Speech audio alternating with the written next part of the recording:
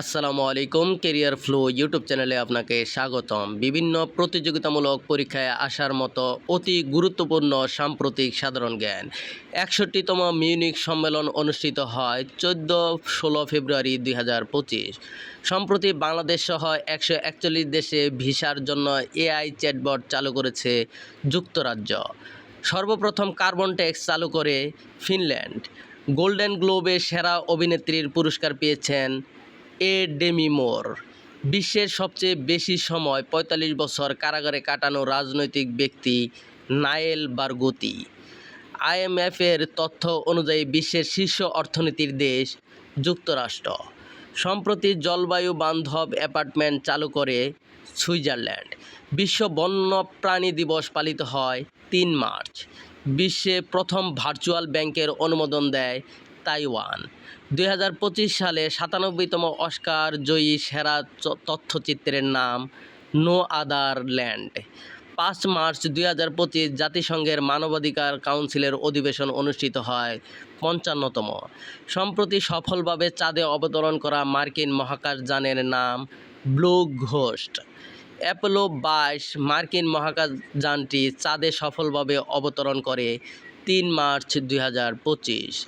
৯৭তম Oscar পুরস্কারপ্রাপ্ত সেরা cinema আনোরার নির্মাতা শন বেকার। ২০২৫ সালে আরব লীগের বৈঠক অনুষ্ঠিত হয় কায়রো, মিশর। D8 অর্থনৈতিক সহযোগিতা সংস্থার বর্তমান সদস্য দেশ ৯টি।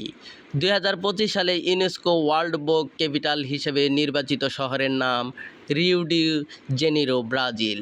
সম্প্রতি ইউক্রেনে সব ধরনের সামরিক সহযোগিতা স্থগিত করেছে যুক্তরাষ্ট্র।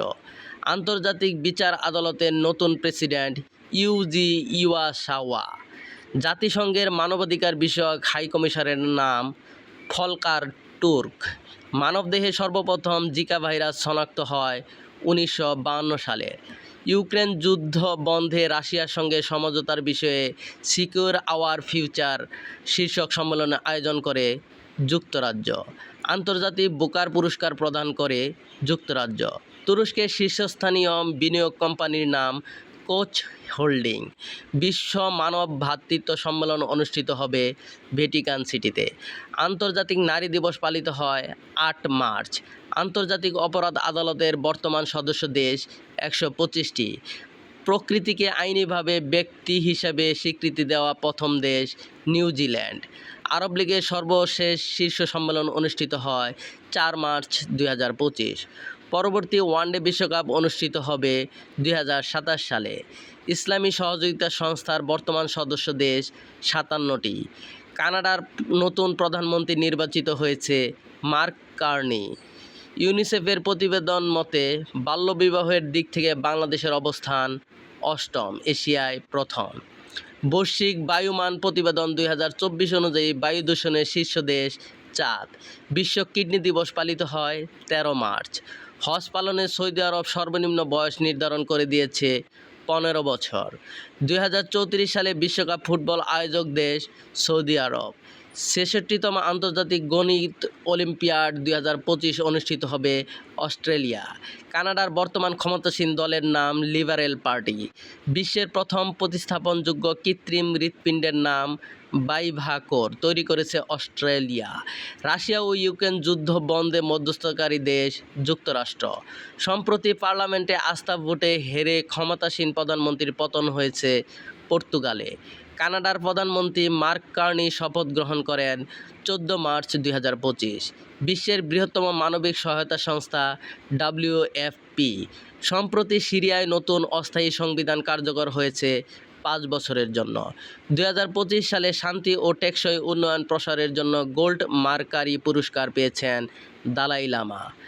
বুদ্ধি প্রতিবন্ধীদের জন্য আয়োজিত গেমস শীতকালীন স্পেশাল অলিম্পিক্স অনুষ্ঠিত হয় ইতালি। বিশ্বের বৃহত্তম সৌর প্যানেল নির্মাতা প্রতিষ্ঠানের নাম লংগি, চীন। সম্প্রতি আন্তর্জাতিক মহাকাশ স্টেশন থেকে নাসার ২ নভোচারীকে ফিরিয়ে আনার জন্য পরিচালিত মিশনের নাম ক্রু ১০। নবায়নযোগ্য শক্তির মাধ্যমে বিদ্যুৎ উৎপাদনে বিশ্বের শীর্ষ দেশ চীন। মার্কিন যুক্তরাষ্ট্রের বর্তমান জাতীয় গোয়েন্দা পরিচালক হলেন তুলসী গ্যাবার্ড। সম্প্রতি চীন থেকে ৯ হাঙ্গর প্রকৃতির সাবমেরিন প্রায় দক্ষিণ এশিয়ার দেশ পাকিস্তান। হাঙ্গর প্রকৃতির সাবমেরিন পায় দক্ষিণ এশিয়ার দেশ পাকিস্তান। 2025 সালে এশিয়ান কাবাডি ফুটবল চ্যাম্পিয়ন জিতেছে ভারত। প্রথম দল হিসেবে 2026 ফিফা বিশ্বকাপ খেলার যোগ্যতা অর্জন করেছে জাপান। ইন্টারন্যাশনাল অলিম্পিক কমিটির প্রথম নারী সভাপতি নির্বাচিত হয়েছেন ক্রিস্টি কভেন্ট্রি, জিম্বাবুয়ে। বিশ্ব বন দিবস পালিত হয় 21 মার্চ। বর্তমানে মাথাপিছু কার্বন ডাই অক্সাইড নিঃসরণের শীর্ষ দেশ কাতার। 2025 সালে বিমস্টেক ইয়াং জেন ফোরামের প্রধান বক্তা ডক্টর মোহাম্মদ ইউনুস। আন্তর্জাতিক অলিম্পিক কমিটির প্রধান নারী সভাপতি ক্রিস্টি কভেন্ট্রি। বিশ্বের অন্যতম বিপজ্জনক শৃঙ্গ অন্নপূর্ণা 01 অবস্থিত নেপাল। ফিফার র্যাঙ্কিংয়ে বাংলাদেশের অবস্থান 185তম। 2025 সালে পুরুষ কাবাডি বিশ্বকাপ জিতেছে ভারত। সম্প্রতি মিয়ানমার ও থাইল্যান্ডে শক্তিশালী ভূমিকম্প হয় 7.7 মাত্রায়। মিয়ানমার ও থাইল্যান্ডে 7.7 মাত্রায় শক্তিশালী ভূমিকম্প হয় 28 মার্চ 2025। এরকম আরও গুরুত্বপূর্ণ ভিডিও পেতে চ্যানেলটি সাবস্ক্রাইব করে পাশেই থাকুন আর অবশ্যই কমেন্ট বক্সে আপনার মতামত জানাবেন। ধন্যবাদ।